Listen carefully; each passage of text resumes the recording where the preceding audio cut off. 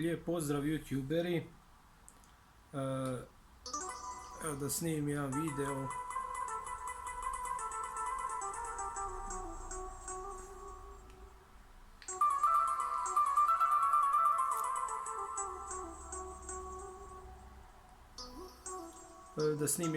Eto,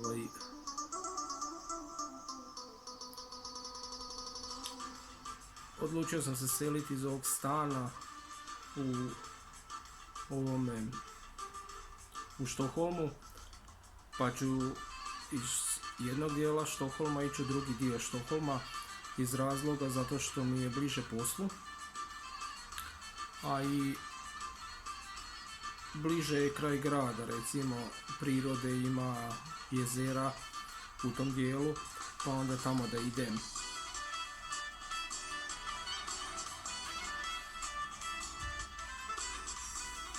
Pa eto da snimim jedan video, polako se spremam da se selim, pa ćemo vidjeti kad se preselim, da opet snimim neki video, da vam kažem dojmove, pa ću onda ići malo u prirodu da snimam i tako.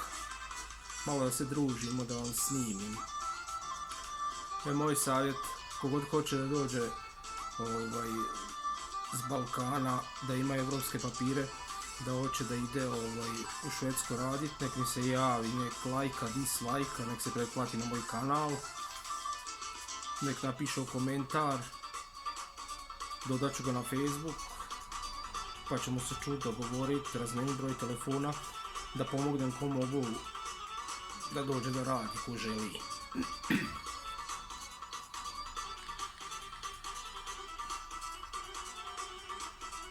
Ko bi želio doći raditi u Švedsku, nek mi se obrati, pomoću koliko mogu, i eto. Pomoć koliko mogu da čovjek se snađe, da mu pomognem prvi korak, dat mu kontakte za posao, ili probati ja srediti posao i tako. Znači probat ću nešto da svim kogod hoće da dođe raditi u Švedsku, nek mi se javi u Štokholmu.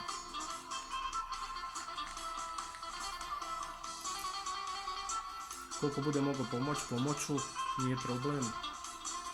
I za smještaj, pomoć naći, i za posao, dat brojeve, dat gdje da se piše, na koje mailove. Eto.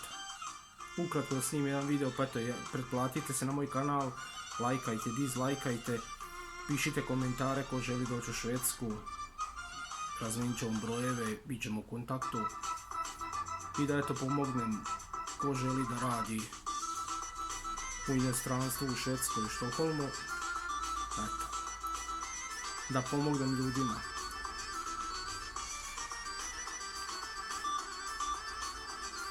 I naravno da se družimo. I tako.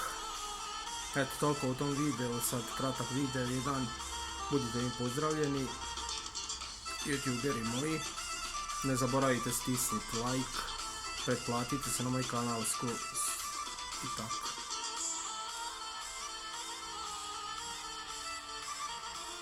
Ćao.